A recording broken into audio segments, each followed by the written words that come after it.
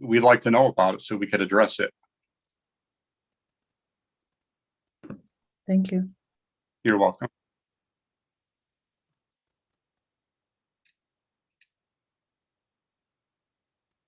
Officer Harmon, are you the last SRO? I am. I tried to jump in before Nick because my resume isn't quite as impressive as his. I've been a police officer for just past 14 years. A little over 10 of those have been in Middletown. I was in East Hampton before that. I've also been an SRO with the elementary schools almost 3 years. I came in kind of mid-school year, the first year that they were in the elementary schools. So I'm a little behind Officer Tursick and Officer SRO. But again, I'm going to kind of echo a lot of the things that they said. You know, as far as my law enforcement time, it really is. It's a tremendous feeling to go into the schools, see the excitement of the kids. You know, at the elementary level, it's normally a lot of excitement to see an officer in the school, and it really is a lot of fun. As they've mentioned, we're floating between 3 schools, so I have Snow, Spencer, and Moody. I try to, on a daily basis, I check into every school, talk to the secretary or the principal, whoever's available at the time, just to make sure that there aren't any concerns, any things that need to be addressed. So that's the primary thing for me, to just make sure I touch base with everybody at least one time during the day.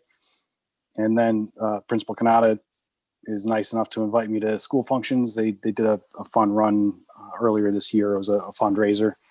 I wish I had my watch going to track me. My phone had me at roughly 5 miles of running with three separate groups of kids throughout the day, and just a ton of fun to be able to interact and just be a friendly face during the school day.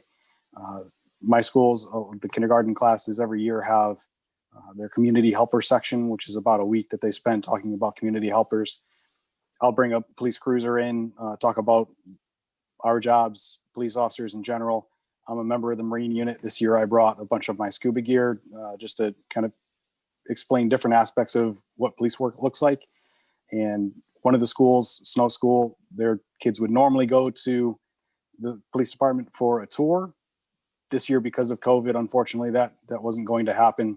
I took a little bit of time to make a video walkthrough of the police department, just to kind of take the place of. It wasn't, an exact replacement for the experience, but just give them a little view of what our building looks like, what our operations look like, and it's just a fun interaction with the kindergartners just to get that going.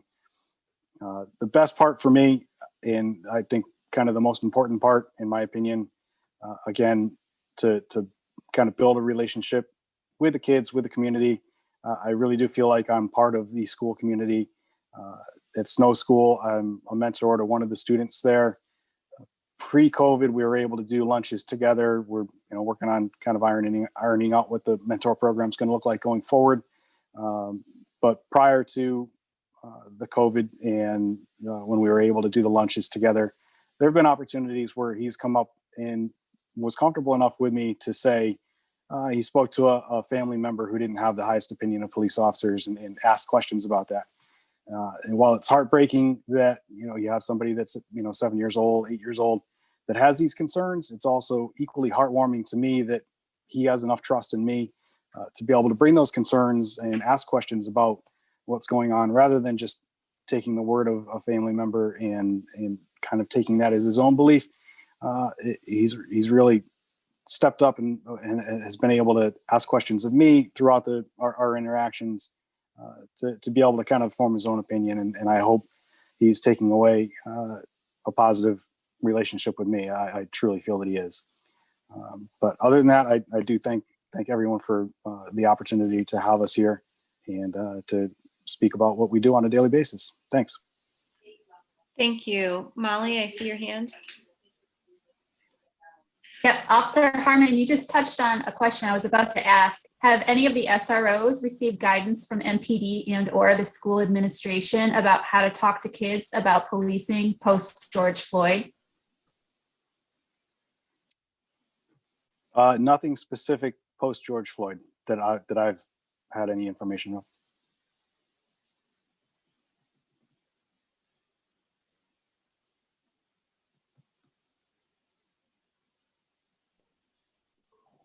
Molly, I'm always welcome, and I'm sure the other SROs are as well. We're always open to training and learning and doing better. Absolutely, 100%. And I know I have had a few tough conversations with some of the kids, but I like Chuck said, I'm grateful that they're able to come and talk to us.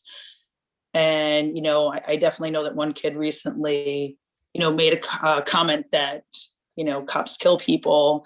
And there was a social worker there, and we were able to talk with the social worker leading the conversation and try to, keep that open talk together so that he didn't feel afraid of me, and that he was able to feel comfortable. But I let the social worker kind of guide the conversation because I don't have that training, but I am always open to it. And I know that the other people are as well.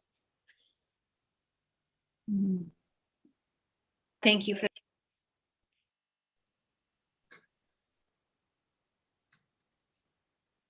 If there's, I'm just going to speak up here. If there's some training offered by the school that we can all attend with the school, please send it our way. Send it. You have my email, and we'll look to make it part of our day. Yes, Roger. Just quickly, in the interest of everybody's time, I'd like to thank all the SROs for their input. And Sergeant Porter, it sounds like you have some real professionals working under you. Thank you. And I was hoping maybe you could share briefly the selection process, and is there a limitation on the amount of years that one can be an SRO? Well, I don't know that there's a limitation on the amount of years one can be an SRO. I got to tell you, I'm very proud of this group. I love the connections they've made. I like what they do there every day. I'd be afraid if they did. When I say they, I mean our administration plucking the SROs out and just replacing. It's happened before. I'm hoping that they've learned and they wouldn't do that again. Again, we have a great group here. A group that's made some great connections in the schools. As far as the selection process for SROs, they'll open it up here. Officers throughout the agency can apply. And then there's an interview process, and the administration will select them with input from, from this unit and the schools. If there is input from the schools. I don't know that there was the last time around, but I think we ended up with a good group. Sergeant Porter, although we haven't been talking about this, I was just reminded when you talked about professional learning. I don't know if you want to speak about how you've spoken to my faculty before about safety and making sure so that there's a connection there. I know that was very helpful for alleviating teacher concerns and fears and understanding why we do certain things to be safe. Yes, well, pre-COVID, we were able to go to the schools and sit down in a library or the cafeteria or the auditorium and talk about lockdown and secure the perimeter drills and that type of thing without getting into specifics here. The purpose of those meetings was to put the staff at ease. Let them know what we're looking for as arriving police officers to an incident. Let them know what they can do to be safe in the event of a situation.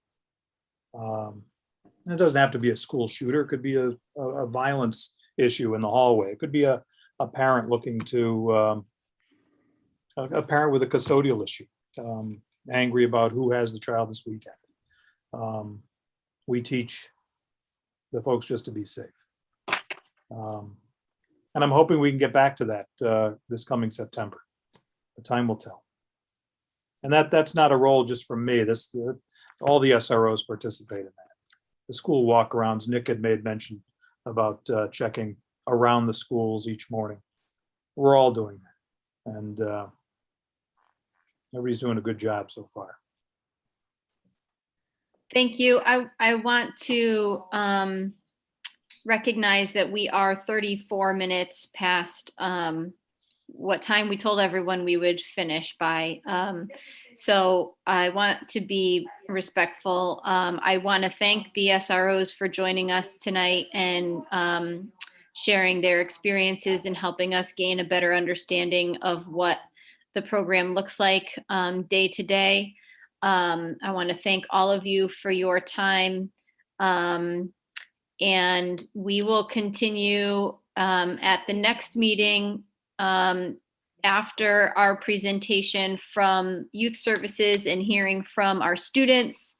I'll give the floor to our teachers and administrators on the committee to share.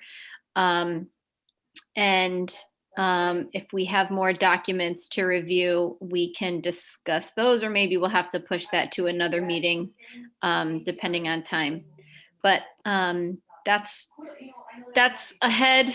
Our next meeting is May 25th at 6:30.